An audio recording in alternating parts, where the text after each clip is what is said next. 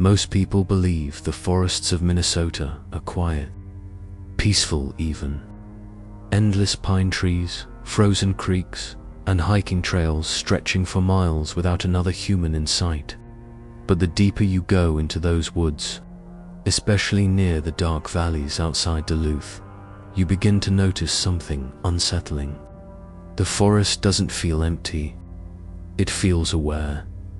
What I'm about to tell you happened during a solo camping trip along the Superior hiking trail. I had gone there looking for silence, the kind you can only find far away from cities and crowded roads. But sometime after midnight, as the wind from Lake Superior moved through the trees, I started hearing something strange in the forest.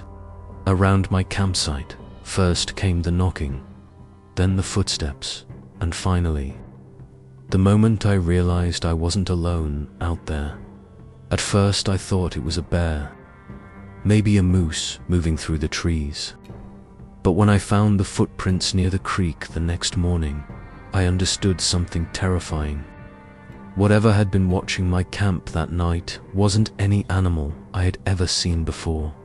And the worst part, it didn't come out of the forest because it was curious. It came out because something else had entered those woods, and it was making sure I survived long enough to leave. So before this story begins, I want you to imagine something. Imagine you are alone in a dark forest outside Duluth, Minnesota. The fire beside you is dying, the trees are silent, and somewhere beyond the light of your campfire, something massive is slowly walking toward you. Would you run? Or would you stay long enough to see what was watching you from the shadows? Because that night in the Minnesota wilderness, I didn't have time to decide. Something stepped out of the trees. I arrived in Duluth at the end of October, when the cold wind from Lake Superior begins to crawl through the pine forests like something alive. Most people think of Duluth as a quiet harbor town, a place of ships, fog, and old iron docks. But if you walk far enough beyond the city lights, the land changes. The forests grow older, the silence becomes heavier, and the locals begin to speak more carefully about what moves out there at night. Before that week, I thought those stories were just the usual northern folklore, hunters exaggerating their encounters to scare tourists or pass the time around campfires. I had come to northern Minnesota to hike alone and clear my mind, nothing more. But the deeper truth was that the forest surrounding Duluth had been watching people long before any of us began walking its trails. I didn't know it yet, but by the time that trip ended, I would question every quiet forest I had ever walked through, because something in those woods was not just an animal, not just a legend, and definitely not something that wanted to stay hidden forever. I had stepped into its territory without realizing it. The first warning came from an old bait shop owner near the edge of town who watched me carefully while I bought supplies for a 3-day hike along the Superior hiking trail. When he saw the map open in my hands, his expression shifted in a way that made me pause. His eyes drifted to a section of forest northwest of Duluth and lingered there longer than felt normal. Then he asked a strange question in a quiet voice that carried an unexpected seriousness. "Are you planning to camp, or just pass through?" I laughed and told him I planned to stay 2 nights out there, thinking he might be worried about inexperienced hikers. But he didn't laugh back. Instead, he studied me for a moment, as if deciding whether to say something he might regret. Finally, he leaned forward slightly and said something that made the room suddenly feel colder. "You might want to reconsider that." At first I assumed he was warning me about bears because northern Minnesota certainly has plenty of them roaming those forests. But the tone in his voice carried something deeper than concern about wildlife. It sounded like someone remembering a moment that still unsettled him years later. Before I left the shop, he spoke again in a quieter tone that barely rose above a whisper. "People disappear in those woods sometimes," he said while pointing toward the darkest patch on the map I was holding. "Not often, but enough." Then he added something that stuck in my mind far longer than I expected. "And when they don't disappear, they come back different." I didn't know how to respond to that, so I simply thanked him and walked out with my gear. But the words followed me all the way back to my truck. That sentence stayed with me as I drove out of Duluth, toward the endless forests stretching along the edge of Lake Superior. The last streetlights faded behind me, and soon the paved road turned into gravel that crunched under my tires. Eventually, even the gravel disappeared, and the road narrowed into a dirt path surrounded by towering pine trees that blocked most of the evening sunlight. My phone signal vanished somewhere along that road, and suddenly the outside world felt very far away. The air smelled like wet pine needles and cold earth, and the wind coming off the lake carried a sharp northern chill. As the trees grew thicker and the sky darker, I began to feel the quiet isolation that only deep forests can create. It was peaceful, but there was also something else in that silence. Something that made the hair on the back of my neck slowly rise. I parked near an old abandoned logging path and began hiking deeper into the forest with my pack and gear.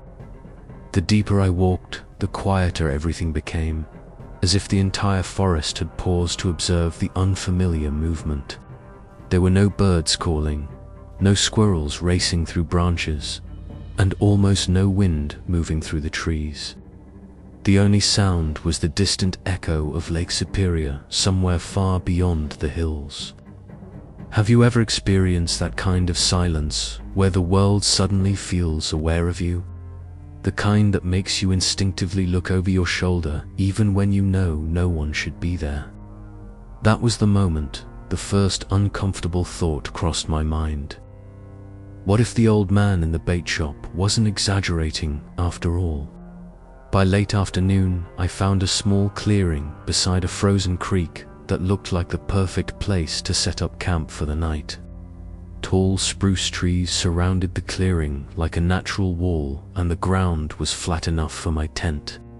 The fading sunlight painted everything in deep golden shadows that made the forest appear almost peaceful. For a moment, I relaxed and convinced myself the earlier unease had simply been nerves from hiking alone. But something about the clearing still felt slightly off, in a way I couldn't explain. The ground looked disturbed in several places, as if large animals had passed through recently. A faint smell of damp earth and something musky lingered in the cold air. It felt less like a campsite and more like a place something else had used before me. The first strange sign appeared while I was gathering firewood near the creek bank. At first I thought I had found a large bear track pressed into the muddy soil, but when I crouched down to examine it more closely, my stomach tightened. The shape didn't match a bear at all. It had 5 long toes, a wide heel, and an arch that looked unsettlingly human. The only problem was its size.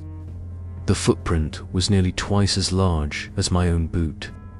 I remember staring at it and feeling a quiet wave of disbelief moving through my mind. What kind of animal leaves a track that looks almost human but far too large to belong to any person? That question became even harder to ignore when I began noticing more tracks nearby.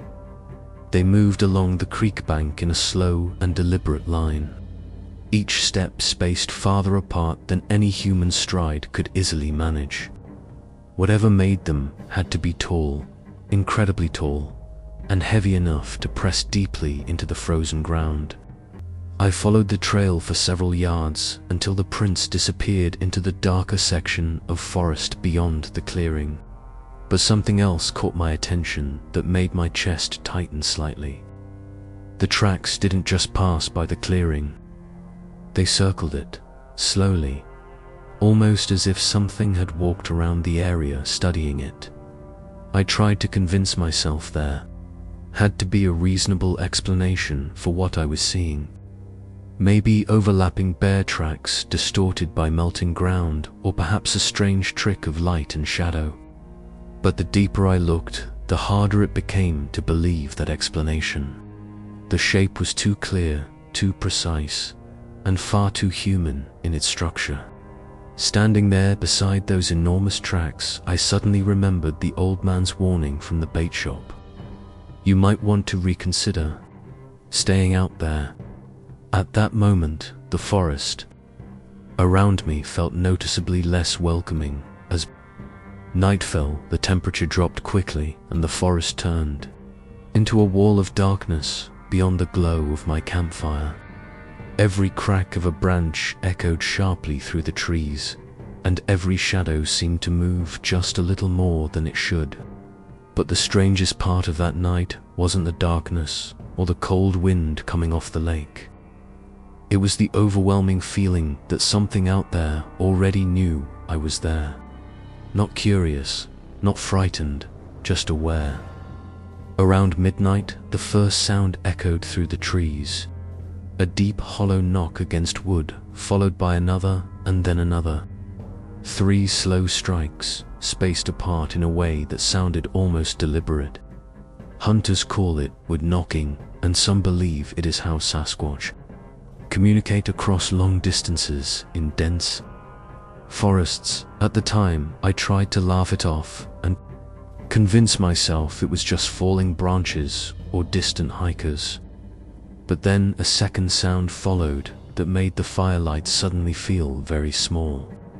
Heavy footsteps began moving slowly round the edge of the clearing, each step deliberate and careful, as if something large was circling the campsite while staying just beyond the tree line. That was when a terrifying realization settled into my mind. Those tracks I had found earlier were not old tracks left days ago by something passing through. They were recent, very recent. Something large had already been here before I arrived. The footsteps eventually stopped somewhere behind my tent, and the forest returned to complete silence. I remember sitting beside the fire, staring into the darkness, and realizing something that still sends a chill through my spine when I think about it today. Whatever made those tracks had not just wandered through the forest randomly. It had walked around my campsite earlier that day. It had seen the tent. It had smelled the firewood. It knew I was there. And, judging by the slow, careful movement outside the clearing, it had come back to take another look. The moment the footsteps stopped behind my tent, the forest seemed to freeze in a way I had never experienced before. The fire in front of me crackled softly, but beyond its weak glow, the trees formed a wall of darkness, so thick it felt almost solid. I sat there listening, trying to convince myself that whatever I heard was just a deer. Maybe a moose, something normal for northern Minnesota. But deep inside, I already knew that explanation didn't fit. Deer don't move with that kind of weight, and moose don't circle campsites in silence like patient hunters. The sound I heard had intention behind it, slow and deliberate, as if something was studying every movement I made. Have you ever had the feeling that something unseen is watching you from just beyond the darkness? That instinct that whispers you are not alone even when logic says you should be. That was exactly what I felt sitting beside that small campfire near Duluth. My heart started beating harder, not out of panic, but from the deep instinct humans developed long before cities existed. The instinct that warns you when you have become prey. I tried to stay calm and focus on the sounds around me. For several long minutes, nothing happened at all, and the silence became almost unbearable. Then I heard it again, Not footsteps this time, but the slow movement of branches shifting somewhere behind my tent. The sound was low and heavy, like something tall brushing against pine limbs while moving slowly through them. It wasn't rushing or stumbling the way animals normally do when startled. Whatever was out there was careful, controlled, and incredibly quiet for something so large. That detail unsettled me more than the sound itself. Most animals in the forest make noise without trying to hide it, but this movement felt intentional, almost intelligent. I turned my flashlight toward the trees, but the beam barely reached beyond the nearest trunks before darkness swallowed it again. For a moment, nothing moved. Then somewhere deeper in the woods, a single branch snapped. The sound of that branch breaking echoed through the trees like a warning. I stood up slowly and scanned the forest line again with my light, hoping to catch some kind of reflection from animal eyes. Bears, wolves, even raccoons usually reveal themselves with the faint glow of their eyes when light hits them. But the beam revealed nothing except endless pine trunks and drifting mist rising from the frozen ground. The silence returned again, thicker than before. It felt as if the forest itself was waiting for something to happen.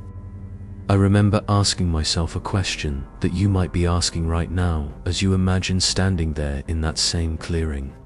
What would you do in that moment? Would you stay beside the fire, hoping the light would keep whatever it was away? Or would you retreat into the tent and pretend none of it was happening?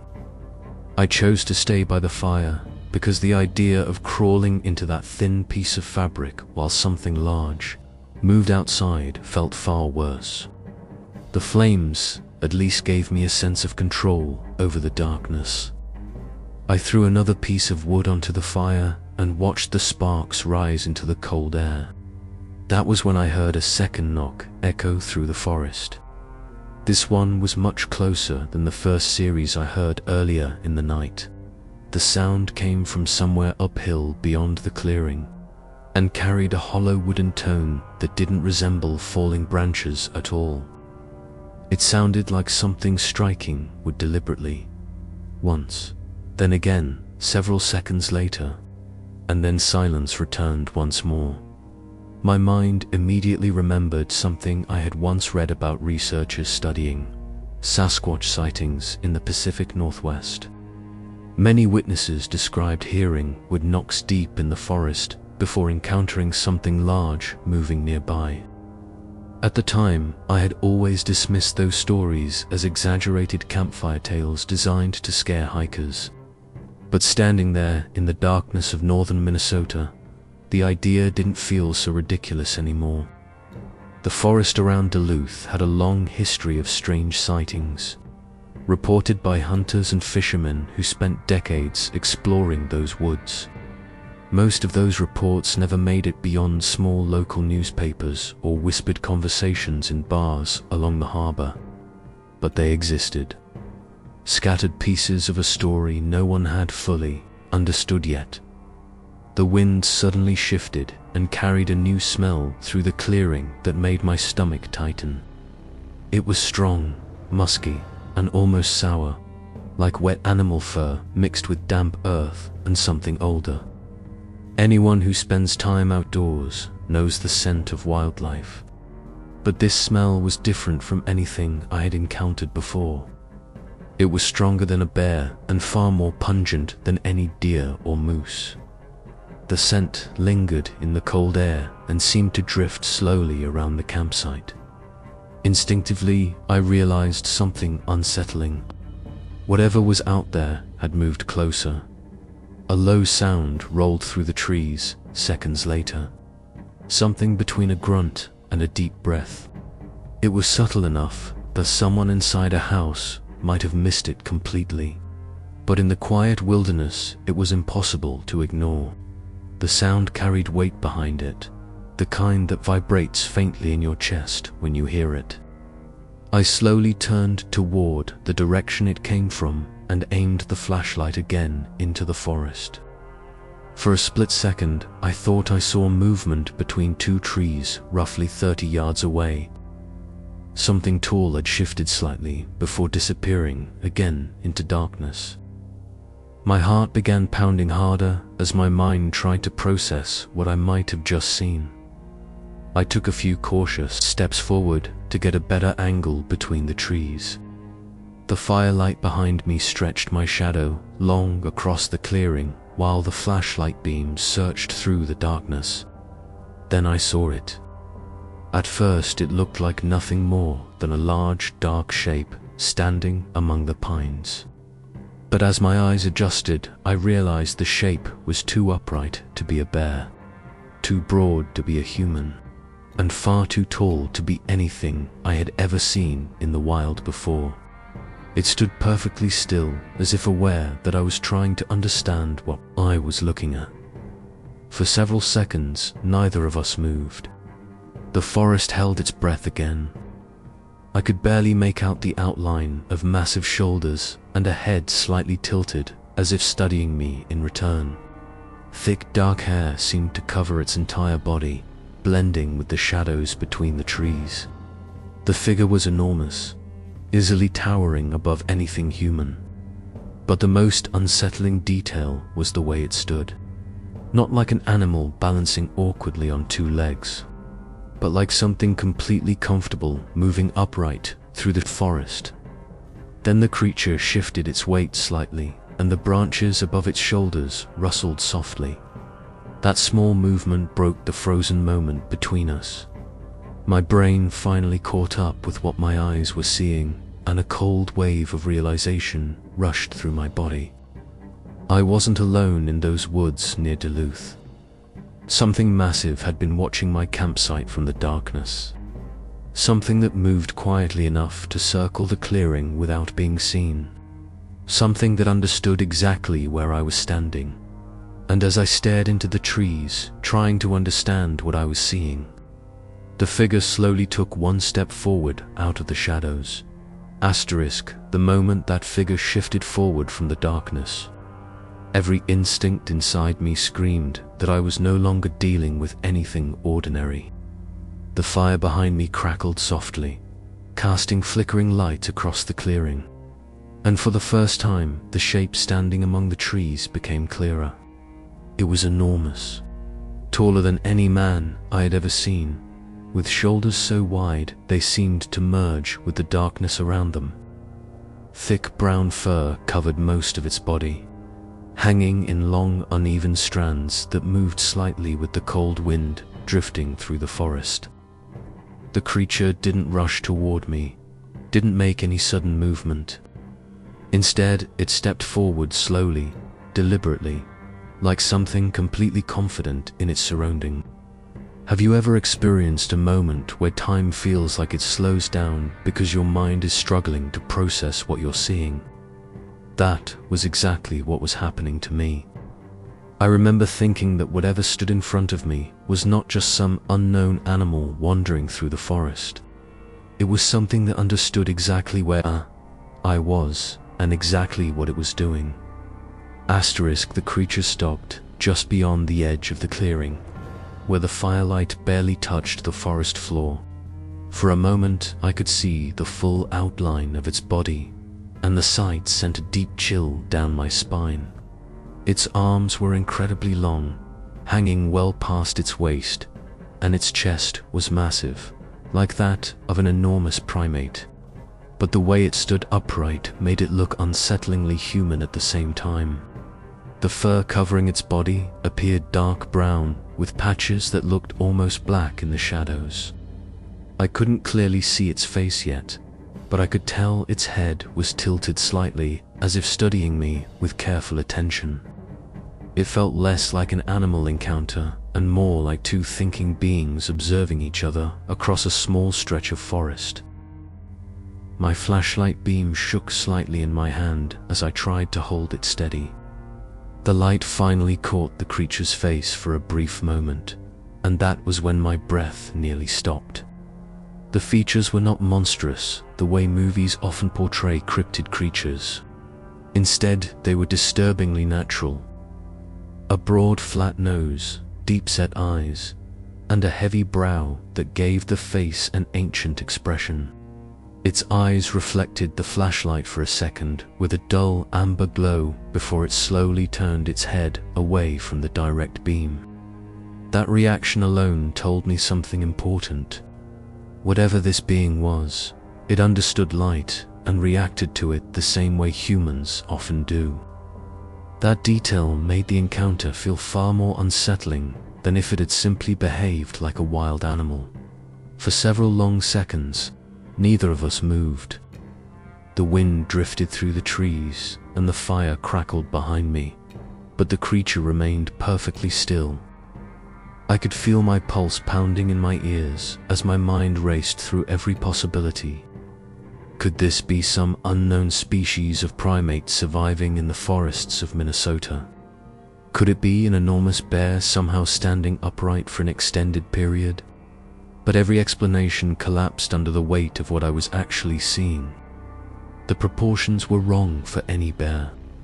The posture was too balanced, and the quiet intelligence in its movements made it feel far more aware than any animal encounter I had experienced before.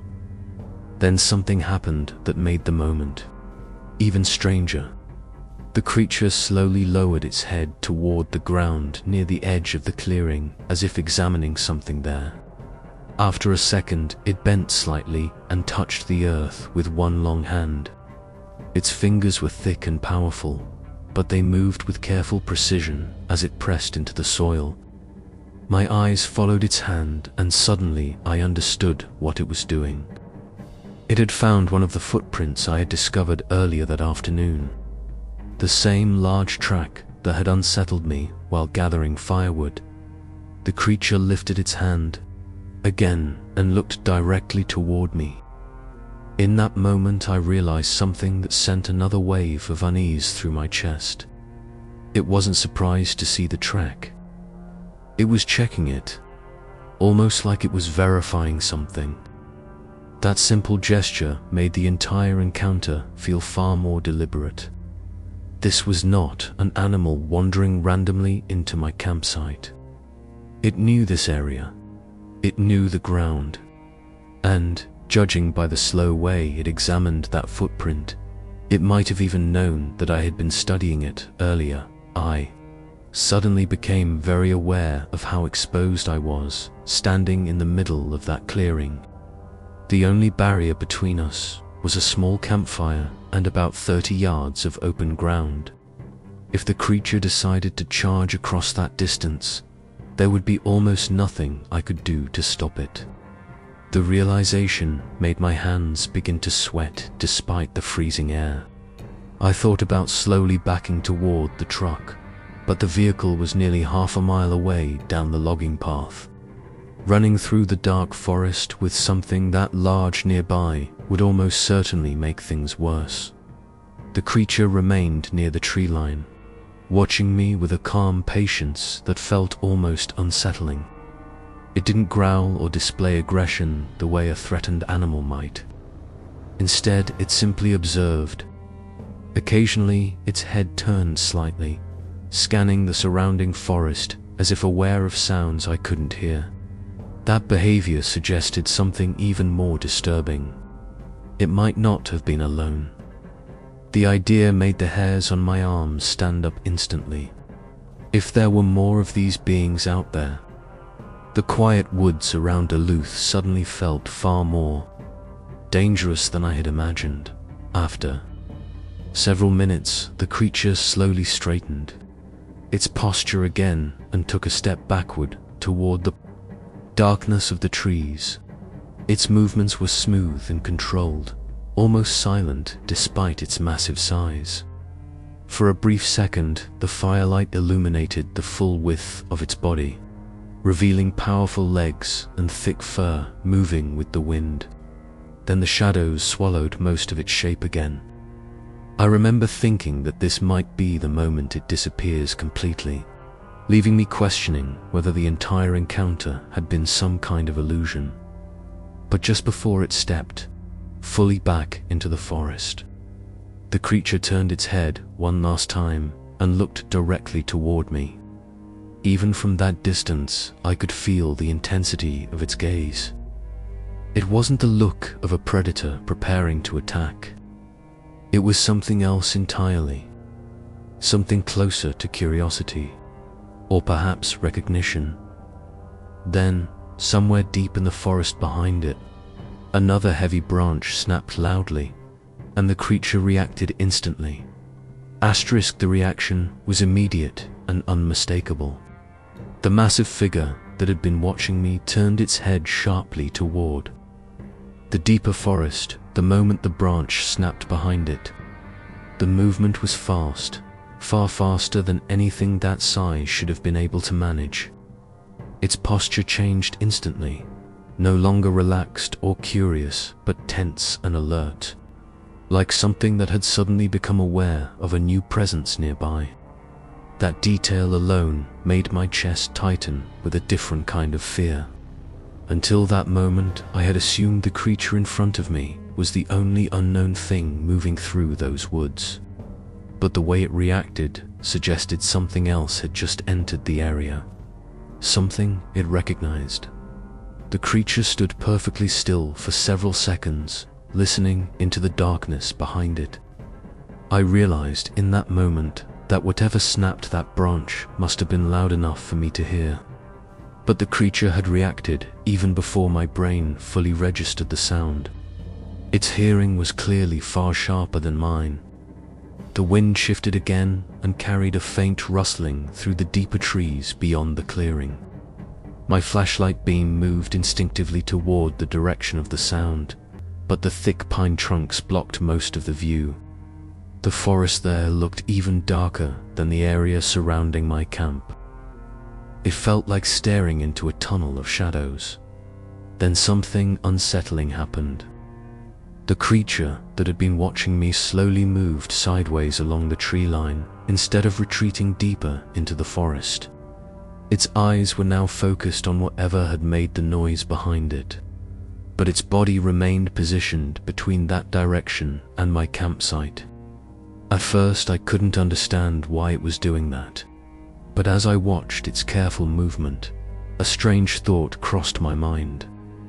Was it positioning itself between me and whatever was approaching from the forest? The idea sounded ridiculous, even as it formed in my head. Why would something that large and mysterious appear to place itself between a human and another unknown presence? But the behavior was impossible to ignore. Each step it took kept it aligned with the edge of the clearing, almost like a silent guardian standing between two different territories. Its massive shoulders remained angled toward the deeper woods, while its head occasionally turned back toward me, as if making sure I hadn't moved. A second sound echoed through the forest, this time much closer. Heavy footsteps. But they didn't sound like the slow, deliberate movements of the creature standing near the clearing. These steps were uneven, snapping twigs and pushing through branches with much less caution. Whatever was coming through the trees was moving faster and with far less control. My heart began racing again as the possibility of another large animal entered my mind. A bear, perhaps, or something else entirely. The creature near the tree line released a low sound that rolled through the clearing, like distant thunder. It wasn't a roar or a growl. It was deeper than that, almost like a warning rumble vibrating through its chest. The sound carried across the forest floor and seemed to hang in the cold air for several seconds. I could feel it faintly through the ground beneath my boots. Whatever made that sound had lungs far larger than any humans, and the message behind it was unmistakable. It was a warning. The footsteps deeper in the woods slowed immediately. For a moment, the entire forest returned to silence again. I held my breath without even realizing it, listening for the slightest movement among the trees. The creature near the clearing stood completely still once more, its enormous silhouette barely visible in the firelight. The wind drifted softly through the branches above us, but nothing else moved. It felt like the entire forest was frozen in a tense standoff between unseen forces. Then, slowly, the sounds deeper in the forest began to retreat. Branches rustled farther away, and the faint crunch of leaves moved gradually downhill toward the darker valley beyond the trees. Whatever had been approaching my campsite was leaving now. Whether it was frightened by the warning rumble or simply deciding the area wasn't worth the trouble, I couldn't tell. But the difference in atmosphere was immediate. The tension in the clearing seemed to ease slightly as the forest returned to its quiet nighttime rhythm. The creature near the clearing remained, where it was for several minutes after the sounds disappeared. It continued staring into the forest as if making absolutely certain the other presence had gone. Only when the woods had been silent for a long time did it slowly relax its posture again. The enormous shoulders lowered slightly, and its head turned back toward me. That was when another realization struck me. The creature hadn't just been watching my campsite earlier that night, it had been patrolling the area, and the unsettling thought forming in my mind was this: if it had been guarding the forest around Duluth like that, then what exactly had it just warned away? The creature took one slow step toward the clearing again, just enough for the firelight to reveal its face more clearly. This time, I could see the deep amber color of its eyes reflecting the flames. There was no aggression in them, no immediate threat. Instead, there was something that felt almost calculating, like it was deciding what to do next. For a moment, we simply stood there, looking at each other across the cold forest clearing. Then the creature did something I never expected. It raised one massive arm slowly and pointed toward the darkness of the woods behind me. For a second, I genuinely thought my mind was playing tricks on me. The massive figure standing at the edge of the clearing had just raised its arm and pointed toward the forest behind me. Not randomly, not as a reflexive movement, but with a slow, deliberate gesture that looked unmistakably intentional. My first reaction was disbelief. Animals don't point. Bears don't lift their arms and indicate directions. Even primates rarely use gestures like that outside of very specific behaviors.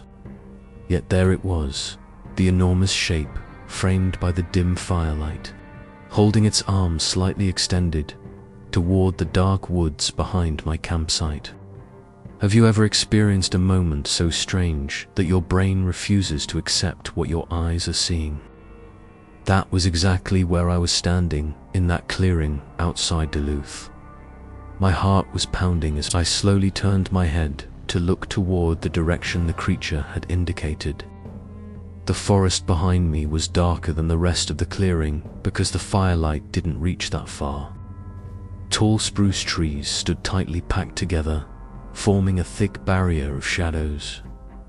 At first I saw nothing unusual, just trunks, branches, and the faint glow of frost on the ground. But as my eyes adjusted to the darkness, I began to notice something unsettling. The woods behind my campsite were moving. Not the way trees sway in the wind, but the subtle shifting of something large pushing through branches further back among the pines. A low scraping sound drifted through the trees. Then another branch snapped somewhere in the darkness. The noise came from roughly the same direction the creature had pointed toward. My flashlight swung quickly to illuminate the area, but the beam only revealed empty forest and tangled undergrowth.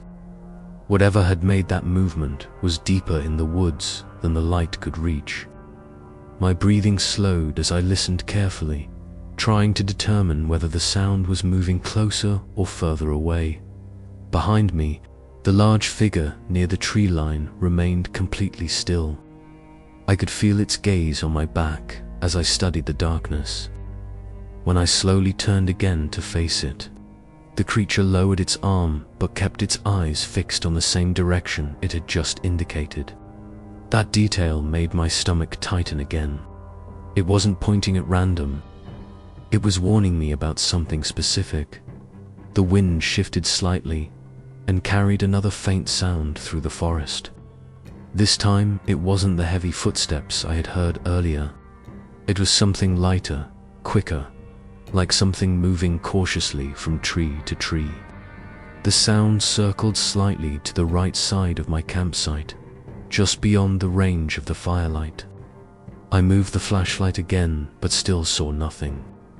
The forest swallowed the beam before it reached the deeper shadows. I remember thinking about the earlier moment when the creature had issued that deep rumbling warning into the forest. Whatever had been approaching before had retreated almost immediately after hearing it. But now something else seemed to be moving through the woods again, quieter and more careful than before. That thought sent another wave of unease through me. The creature near the clearing had reacted to the first presence like a territorial guardian, but this new movement felt different, more cautious, more patient. The tall figure slowly stepped closer to the edge of the clearing again. This time, the firelight illuminated more of its body, and I could clearly see the thick brown fur covering its massive arms and chest. The creature leaned forward slightly, peering past me into the darker woods behind my campsite. Its nostrils flared briefly, as if testing the scent carried by the wind. The moment felt strangely cooperative, like two beings trying to understand the same unknown threat in the forest. Another faint rustle echoed through the trees. This time it sounded closer. My heart rate increased immediately as the realization settled in that something was definitely circling the clearing from the opposite side of where the large creature stood. The movement was careful, almost cautious, like whatever it was had realized there were multiple observers now. My mind began racing through possibilities. Another bear, perhaps, a wolf, or something else entirely.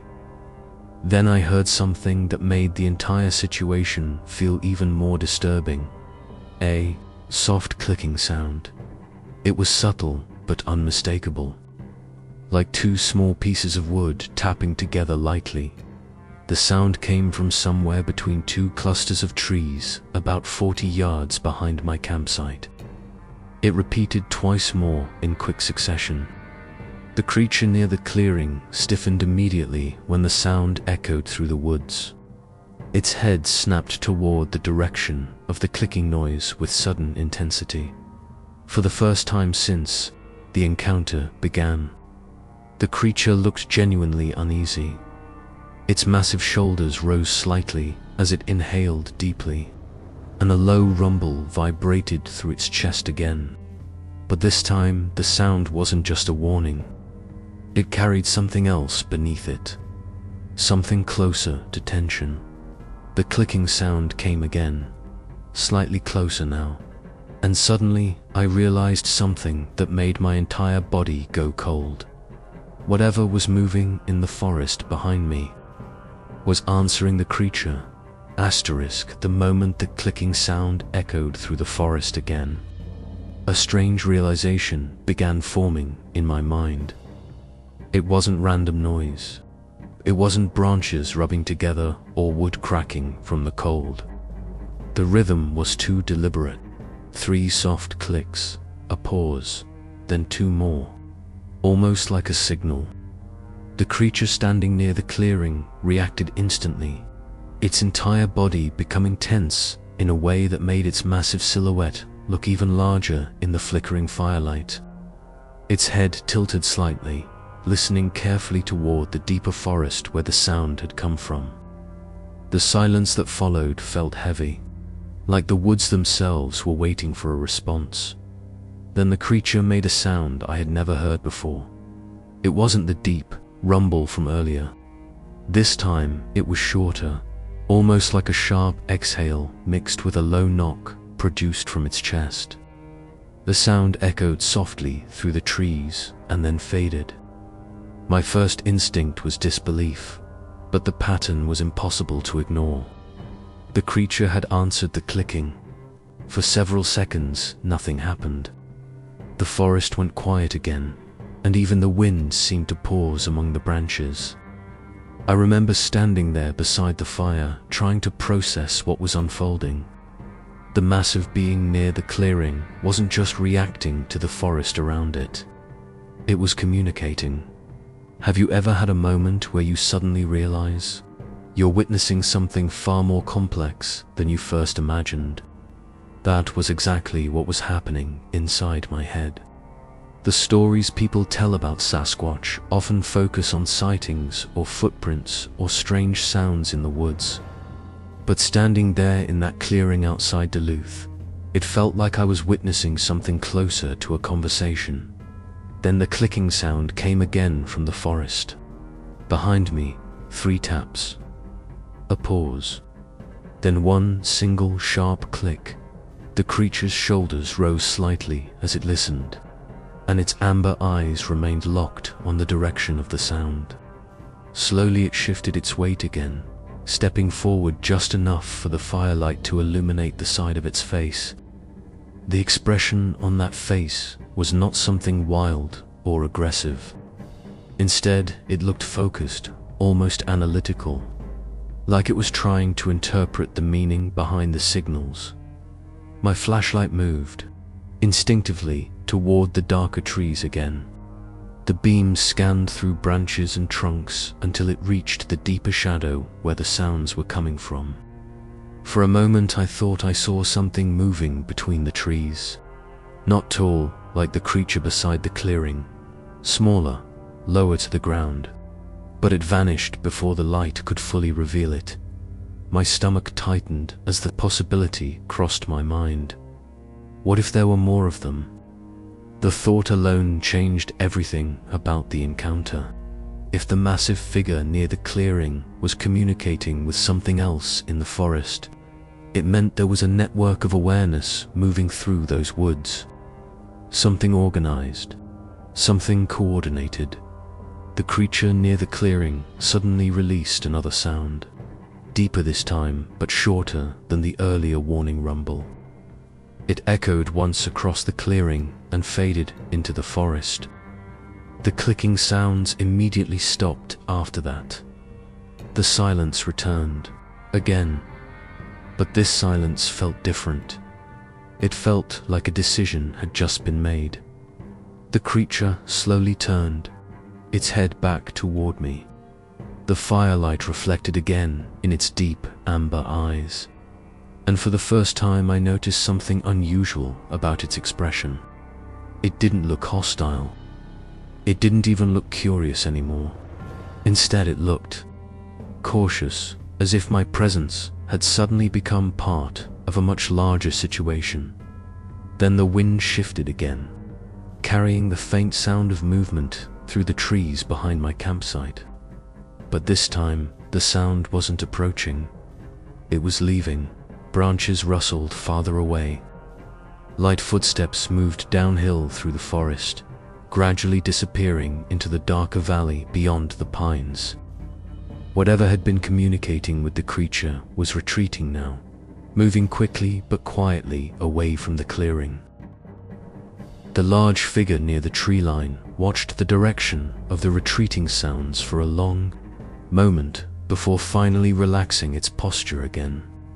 Its massive shoulders lowered slightly and it inhaled deeply, almost like something that had just finished dealing with a tense situation. Then something unexpected happened. The creature looked back toward me again and slowly stepped fully into the firelight. For the first time, I could clearly see its full height. It was easily 8 feet tall, maybe more, with thick brown fur covering most of its body and powerful arms hanging low at its sides. The muscles beneath the fur moved naturally as it shifted its weight, but the most unsettling detail wasn't its size. It was the calmness in its eyes. This was not an animal panicking at the presence of a human. This was something that had been watching people for a very long time, and as it stood there in the clearing near Duluth, studying me carefully, I suddenly realized something deeply unsettling. The creature wasn't trying to scare me away. It was deciding whether I belonged in its forest. Then it slowly turned its head toward the darkness of the woods again, and took one silent step closer to me. Asterisk, when the creature took that slow step toward me, every instinct in my body screamed that the situation had just changed. Until that moment, there had always been distance between us, a silent boundary marked by the edge of the clearing. But now it had crossed that invisible line. The firelight revealed more details of its body with every inch it moved forward. Thick brown fur covered its shoulders and chest, shifting slightly in the cold wind. The muscles beneath that fur moved with quiet strength, each motion controlled and deliberate. This was not a clumsy giant wandering through the woods. It moved like something that had spent its entire life navigating forests, far deeper and older than the one surrounding Duluth. My flashlight trembled slightly as I tried to keep the beam steady on the ground near its feet rather than directly in its eyes. Something told me that shining the light directly at its face again might be interpreted as a challenge. The creature stopped about 20 feet from the fire, just close enough that I could clearly see the shape of its face in the flickering light. The features were even more striking now.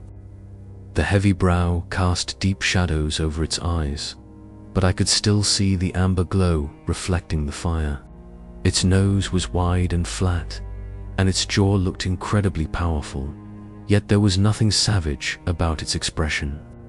Instead, it looked thoughtful. Have you ever had the feeling that another living being is studying you just as carefully as you are studying it? That was exactly what was happening in that clearing. I could almost feel its attention measuring every movement I made. It watched the way I held the flashlight, the way my shoulders shifted with my breathing, the way the firelight danced across my face. And strangely enough, the longer I stood there, the less it felt like a confrontation. It felt more like a moment of recognition. The creature slowly lowered its head and looked toward the fire itself. The flames reflected in its eyes for a moment, and I noticed something that caught me completely off guard. It didn't look frightened by the fire at all. Most animals instinctively avoid flames, yet this being seemed perfectly comfortable standing beside them. It extended one long arm slightly forward, stopping just short of the firelight, almost like it was studying the heat rising from the flames. Then it pulled its arm back and looked at me again. My heart was still racing, but a different kind of awareness had replaced the panic from earlier. Something about the creature's calm presence made it clear that it had no immediate intention of attacking. If it had wanted to harm me, it could have rushed across that clearing long ago. Instead, it had been watching, listening, and communicating with something else in the forest. The wind shifted again, carrying the faint scent of pine and frozen earth through the clearing.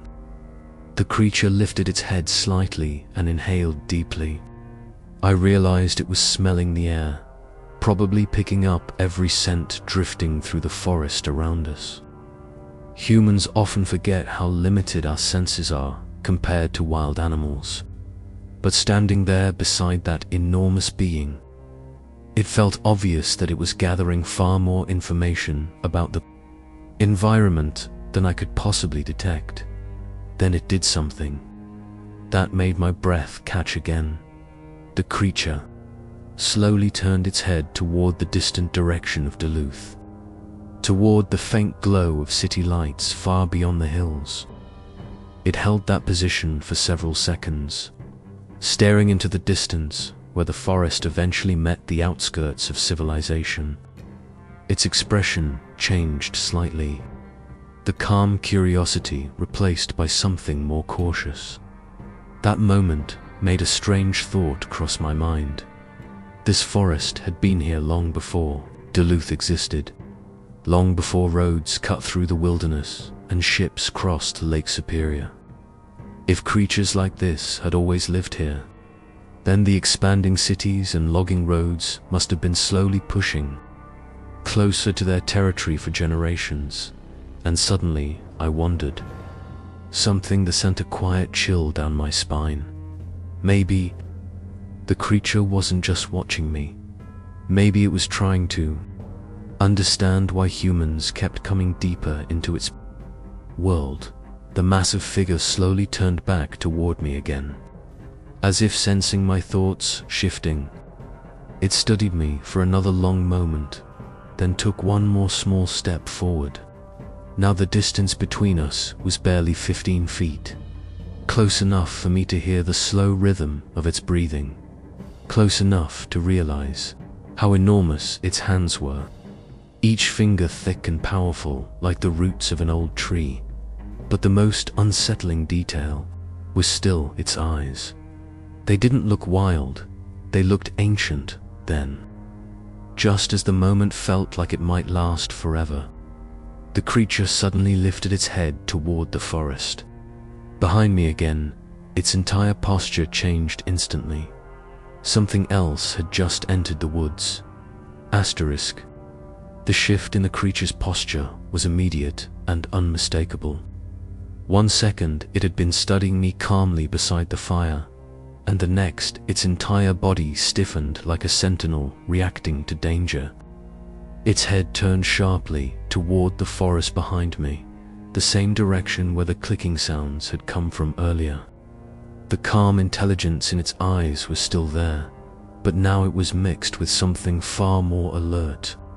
Its shoulders rose slightly and its massive chest expanded as it inhaled deeply through the cold night air. That movement alone told me everything I needed to know. Something had returned to the woods around the clearing. I slowly turned my head toward the darkness behind me again, feeling that familiar tightening in my chest. The fire crackled softly beside me, but beyond the glow of the flames, the forest was nothing but layered shadows.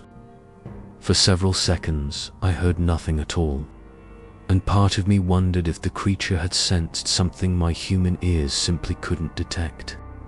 But then it came again. A faint rustle of branches, slow, careful, deliberate. The sound wasn't approaching directly like before. It was circling. Have you ever had that uncomfortable feeling that something unseen is moving just outside your field of vision? The kind of awareness that makes you turn your head again and again, even though you never catch the movement itself. That was exactly what was happening in that clearing. The forest around Duluth suddenly felt alive with hidden motion. The creature beside the fire took one step backward, putting itself once again between me and the deeper woods. The movement was subtle but unmistakable. It angled its body toward the direction of the rustling while keeping me within its peripheral vision. That behavior made my mind race again with the same strange thoughts I had earlier. Asterisk. It wasn't just watching me, it was guarding the clearing. The rustling sound moved slowly from left to right, somewhere behind the trees. Occasionally a branch would snap softly under the weight of something stepping through the undergrowth.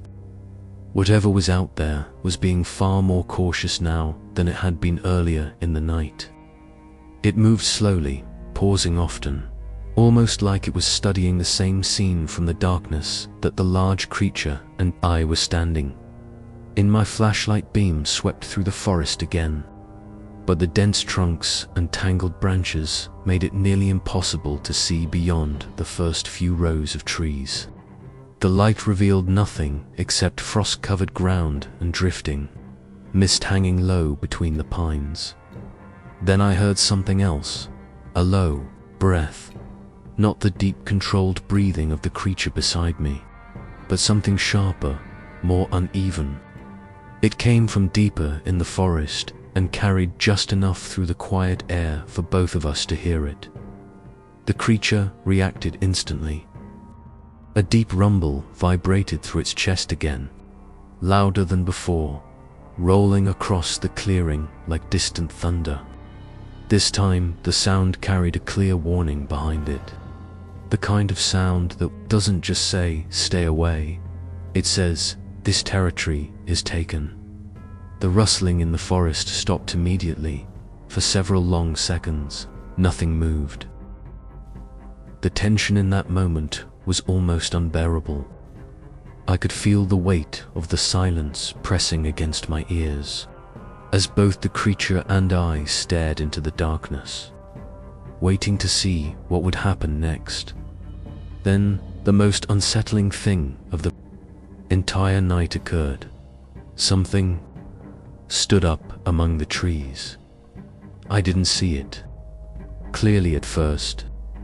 My eyes simply caught a darker shape rising slowly behind one of the large pine trunks, roughly 50 yards away. The movement was subtle but unmistakable. Something that had been low to the ground had just straightened into an upright posture. My flashlight swung toward the shape instantly. For a brief moment, the beam caught a glimpse of it, but what I saw didn't match the massive figure standing beside the fire. This one was smaller dot, leaner dot, and moving differently. The figure remained half hidden behind the tree, but I could see its outline clearly enough to know one thing. Whatever was watching us from the forest was not just a random animal wandering through the woods. It was observing, just like the creature beside me had been doing earlier. The two shapes stared at each other across the dark forest, both perfectly still. Then the smaller figure shifted slightly and let out a short clicking sound. 3 taps. The same signal I had heard earlier. The creature beside the fire responded immediately with a deep, resonating knock against the trunk of a nearby tree using its massive hand. The sound echoed through the forest like a drum, and the shadow among the trees instantly stepped backward into the darkness. Within seconds, the forest swallowed it completely. The rustling sounds moved quickly downhill through the woods again, retreating deeper into the valley beyond the pines. Whatever had been watching the clearing had finally decided to leave, but the large creature beside me didn't relax. Immediately, it continued staring into the forest for a long time. After the sounds disappeared, only when the woods had fallen completely silent again did its massive shoulders slowly lower. Then, it turned toward me one last time, and something about the look in its eyes told me the night wasn't over yet. The creature kept its gaze fixed on me for several seconds after the other presence disappeared into the forest. The fire crackled softly between us, sending sparks drifting into the cold Minnesota air. And for a moment the clearing felt strangely calm again. But the calmness was different now. It no longer felt like the peaceful quiet of a forest night. It felt like the silence that follows after a tense confrontation. The creature slowly turned its head once more toward the direction where the shadow had vanished, making absolutely certain the forest had truly settled. Only then did it shift its attention back toward me. I realized something in that moment that made the entire encounter feel even more surreal. It had stayed. If the creature had wanted to disappear into the forest, it could have done so easily at any point during the last several minutes. Instead, it remained there beside the clearing, watching both the forest and me with the calm patience of something that had already decided how the situation would unfold. The thought that formed in my mind was both unsettling and strangely comforting at the same time. It had chosen not to leave. The creature slowly took a step toward the fire again, this time moving more carefully than before. The flames illuminated the thick fur along its arms and chest as it approached, and I could see the way the light reflected across its powerful frame. Every movement it made carried a quiet confidence that suggested this forest truly belonged to it, the way a wolf moves through its territory, the way a mountain lion silently observes the world around it. But this was something far larger and far more aware. Have you ever stood close enough to another living being to feel the weight of its presence without a single word being spoken? That was exactly what was happening in that clearing. The creature and I were less than 15 feet apart now. I could hear the slow rhythm of its breathing and see the rise and fall of its chest in the flickering light. Despite its enormous size, there was no aggression in the way it stood there. No threat, no sudden movements. Instead, it simply observed. The creature lowered its head slightly toward the ground near the fire and looked at the scattered footprints around the clearing. My own tracks mixed with the large impressions it had left earlier near the creek. Its gaze lingered there for a moment, as if piecing together the events that had brought me to this exact place at this exact time. Then it looked back up at me. The moment our eyes met again, something strange happened inside my mind. The fear that had been sitting in my chest for most of the night began to fade. It didn't disappear completely, but it shifted into something else. Something closer to awe. Standing there beside that enormous being, I suddenly understood something that had never crossed my mind before that night. This creature had been navigating these forests long before I had ever set foot near Duluth. It knew every trail, every creek, every hidden valley stretching across the northern Minnesota wilderness. It knew which animals moved through the woods at night and which sounds meant danger. It knew when something unfamiliar entered its territory. And tonight, that unfamiliar presence had been me. The creature slowly lifted its head toward the sky for a moment, listening to something far beyond my hearing range. Perhaps distant movement across the hills. Perhaps the faint rumble of a truck traveling somewhere far down the highway near the outskirts of Duluth. Whatever it heard seemed to settle something in its mind. Then it did something that I will never forget. The creature slowly raised one of its massive hands and pressed it gently against the trunk of a nearby pine tree. The gesture was calm and deliberate, almost respectful, like a silent connection with the forest itself. Its fingers spread across the bark as if it could feel the life inside the tree. Then it turned its head toward me again and slowly lowered its arm. In that moment, the meaning of the gesture became clear in a way that words can barely explain. This was its world. The forest, the trees, the silent valleys stretching beyond the hills. All of it belonged to the wilderness that creatures like this had lived within for generations beyond human memory. And I was simply a visitor. The creature held my gaze for several seconds longer before finally stepping backward toward the tree line again. The firelight slowly faded across its body as it moved away from the clearing. The darkness of the forest wrapped around its massive silhouette with each silent step. But just before it disappeared completely among the pines, it paused. It looked at me one last time, and then it turned its head toward the distant glow of Duluth far beyond the hills, as if silently reminding me where I belonged. Then the enormous figure stepped into the darkness and vanished into the forest. For a long time after the creature disappeared into the trees, I didn't move. The fire beside me continued to burn quietly, its orange glow pushing back the darkness just enough to remind me that the clearing was still real. But the forest beyond that light had returned to complete silence. No footsteps, no rustling branches, No clicking sounds. If someone had walked into the campsite at that moment, they might have believed nothing unusual had ever happened there at all. Yet every instinct in my body knew the truth. Something extraordinary had just unfolded in those woods outside Duluth. I slowly exhaled and sat down beside the fire again, my mind replaying every moment of the encounter.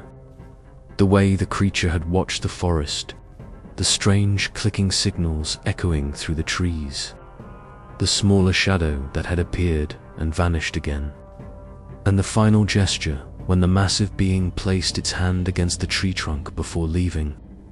The memory of that moment stayed with me longer than anything else that night. Have you ever experienced something so powerful that it completely changes the way you look at the world around you?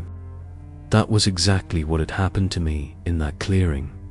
Before that night, I had always believed that the wilderness belonged to humans simply because we had mapped it, named it, and built roads through it. But standing there face to face with something ancient and intelligent forced me to confront a different truth. The forest had never truly belonged to us. We had simply learned to walk through it. Eventually, the fire burned lower, and the cold night air settled more heavily across the clearing. I looked once more toward the dark tree line where the creature had disappeared. A part of me expected to see those amber eyes watching from the shadows again, but the forest remained quiet. Whatever lived there had already moved deeper into the wilderness beyond the hills.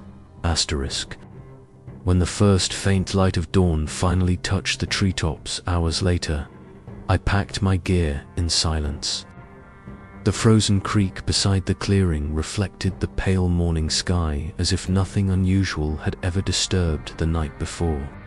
Even the large footprints I had discovered earlier were beginning to fade beneath a thin layer of frost, but one set of tracks remained clearly visible near the edge of the clearing, the massive footprints leading back toward the deeper forest. I followed them for a short distance before they disappeared among the thick pines. Each step pressed deep into the soil, the stride impossibly long and powerful. Seeing them again in the daylight made the encounter feel even more real. There was no way something like that could be mistaken for a bear or any known animal. Before leaving, I stood quietly at the edge of the forest and looked out across the endless trees stretching toward the hills of northern Minnesota.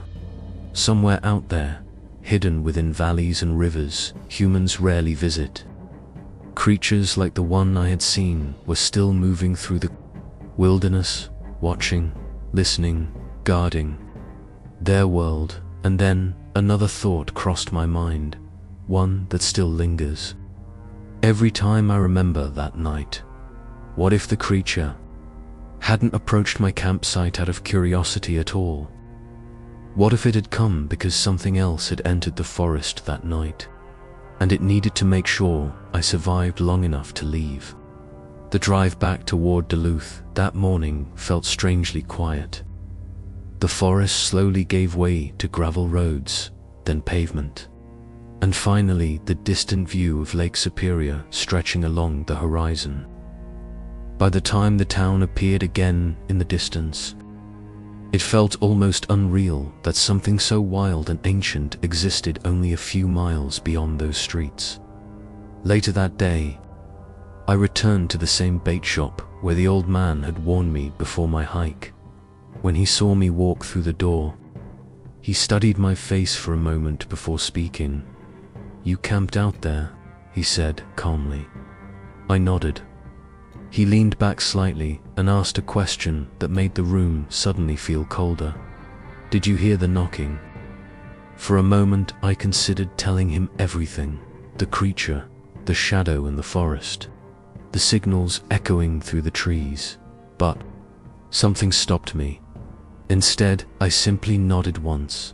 The old man looked down at the counter and gave a quiet sigh. Then he said, something that still echoes in my mind every time I think about the forests surrounding Duluth. Most people think those woods are empty, he said, quietly, but the truth is, something has been living there long before we arrived. He looked back up at me, and sometimes, he added, they decide to let you leave. I drove away from Duluth later that afternoon, but the memory of that night has never truly left me. Even now, whenever I walk through deep forests, I occasionally feel that same quiet awareness I felt beside that campfire. Sense that something ancient might still be watching, from the shadows between the trees, and sometimes I wonder something that might surprise you. If you had been standing in that clearing that night, would you have run? Or would you have stayed long enough to realize the forest was watching you too? Even years later, I still think about that night outside Duluth more often than I probably should. Not because it was the most terrifying moment of my life, but because it forced me to see the wilderness in a completely different way.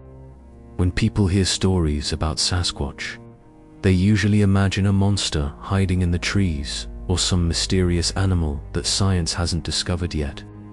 But the being I encountered in those Minnesota woods didn't feel like a monster at all. It felt like something far older, something deeply connected to the land itself in a way humans have almost forgotten. The forests surrounding Lake Superior stretch for thousands of miles across northern Minnesota and into Canada. Endless pine valleys, hidden lakes, deep ravines, and stretches of wilderness where a person can walk for days without ever seeing another human being. When you stand in the middle of those forests, especially at night, you begin to realize how little of that land we truly understand. There are places there where the silence feels ancient, like the forest itself has been watching the world change for centuries, and maybe it has, throughout the years since that encounter. I have quietly searched for other reports from hikers, hunters, and fishermen who spend time in those same woods. You might be surprised by how many similar stories exist. Strange knocking sounds echoing through the forest, massive footprints discovered along riverbanks, dark figures moving silently between the trees just beyond the reach of campfires. Most of those stories never become headlines. They stay local, shared quietly between people who understand that the wilderness sometimes holds things we can't easily explain. But the detail that continues to haunt me the most is not the creature's size, or the way it moved through the forest, or even the moment our eyes met across that clearing. It's the way it behaved. The creature didn't charge. It didn't threaten me. It didn't try to chase me away from its territory. Instead, it watched, listened, communicated with something else in the forest, and eventually made a decision. It allowed me to leave. That choice is what makes the encounter so difficult to forget. Because if something that intelligent truly exists in the forests around Duluth, then the story isn't about a mysterious animal hiding from humans. It's about a species that has simply learned how to avoid us. Think about that for a moment. Imagine a being strong enough to move through the forest without fear, intelligent enough to communicate across miles of wilderness, and cautious enough to stay hidden despite centuries of human exploration. If such creatures truly exist in places like northern Minnesota, then they are not surviving by accident. They are surviving by design. And sometimes, when the conditions are just right, when the forest is quiet and the night air carries the right signals through the trees, one of them might decide to reveal itself for a moment, not as a threat, not as a monster, but as a reminder that the wild places of the world are still far older than the cities we build beside them. A reminder that there are still mysteries walking through the forests long after the campfires burn out. And, maybe the most unsettling thought of all, that night outside Duluth, I believed I had accidentally wandered into the territory of something ancient. But the more I think about it, the more I wonder if that creature had been watching me long before I ever reached that clearing, waiting, studying, deciding whether I belonged there. So the next time you walk through a deep forest, especially in places like northern Minnesota where the trees stretch endlessly beyond the horizon, ask yourself one simple question. If something ancient was watching you from the shadows, would you even know it was there? Or would it simply decide, just as it did that night near Duluth, to let you walk away? Because sometimes the most chilling truth about the wilderness isn't that something is hiding in the trees. It's that something might be watching you and choosing to remain unseen.